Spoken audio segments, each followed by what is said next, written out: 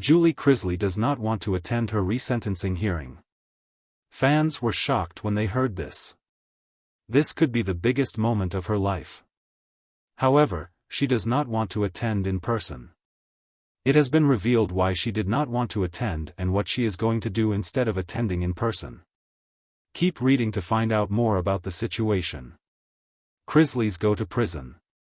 Todd and Julie Chrisley are currently in federal prison. This is for tax evasion and fraud.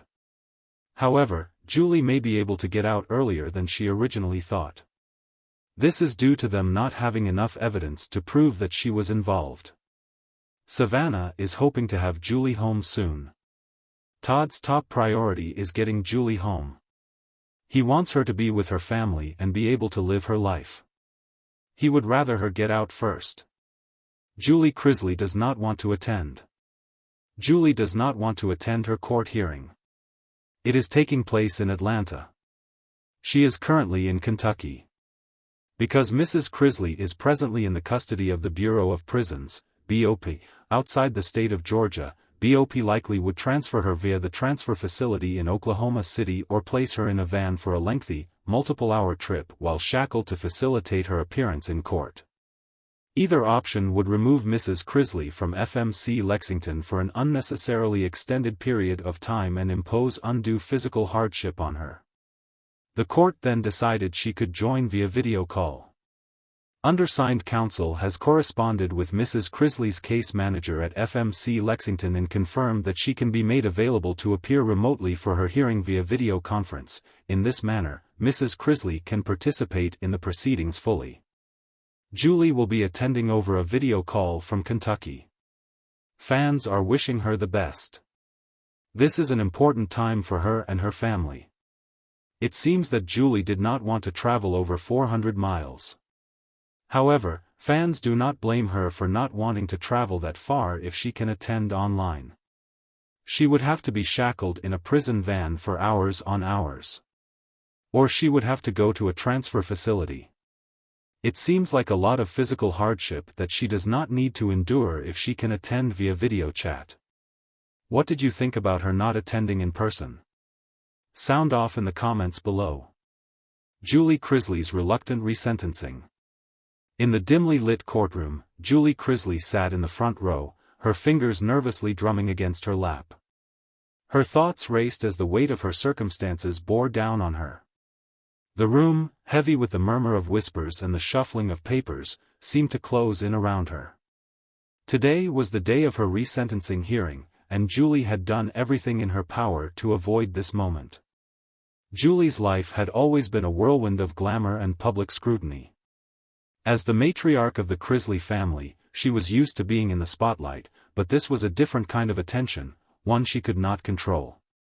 The initial sentencing had already upended her world, but the resentencing brought a new level of anxiety.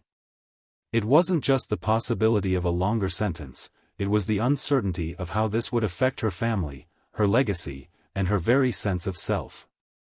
The court was a stark contrast to the lavish life Julie had once led.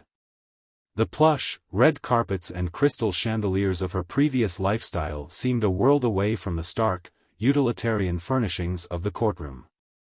The judge, stern and unyielding, was seated behind a grand mahogany desk, his gaze piercing as he glanced over the documentation before him. Julie's attorney, a woman with sharp features and a no-nonsense demeanor. Julie had been bracing herself for this moment ever since the initial sentencing. She had tried to prepare herself emotionally, mentally, and spiritually, but nothing could fully ready her for the reality of facing her past mistakes once more. She had filed motions and made public pleas, hoping for a reduction or even dismissal of the resentencing, but to no avail. The reality of her situation was inescapable. As the courtroom filled with spectators and media, Julie couldn't help but reflect on how different her life had become. The opulence of her past seemed like a distant memory, overshadowed by the stark reality of her current predicament.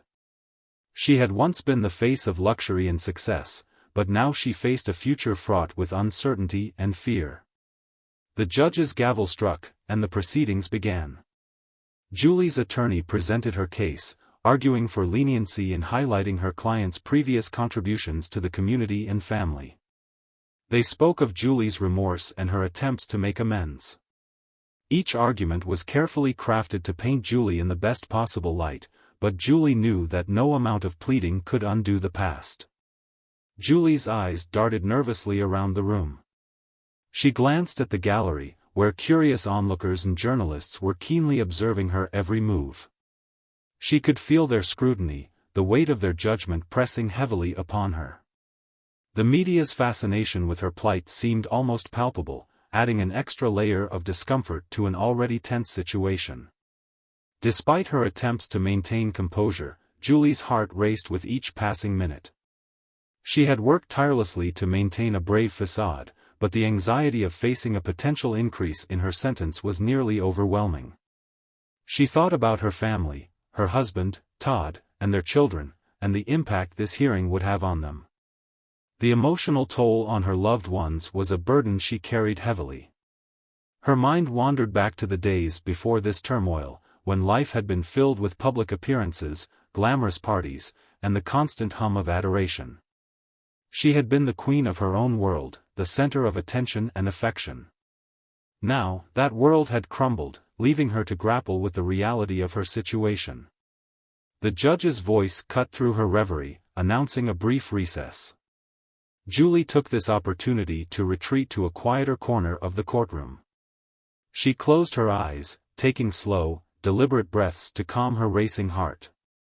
The silence of the recess offered a brief respite from the intensity of the courtroom atmosphere. Julie's thoughts were interrupted by the arrival of her family. Todd Chrisley, with his usual charm and composure, approached her, his face etched with concern. He reached out, offering a comforting touch to her arm. "We're in this together, Julie," he said, his voice steady but filled with empathy. "We'll get through this." Julie nodded, her emotions welling up as she struggled to maintain her composure.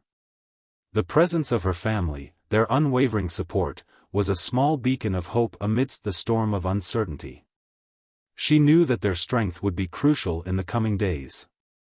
The hearing resumed, and the room was filled with the murmur of legal arguments and procedural discussions. Julie's attorney made a final plea, emphasizing the importance of a fair and just outcome. They argued that Julie had already faced significant personal and public consequences and that further punishment would be excessive. As the judge deliberated, Julie's mind raced with a mixture of hope and fear. The thought of facing an extended sentence was daunting, but she clung to the hope that justice would be tempered with mercy.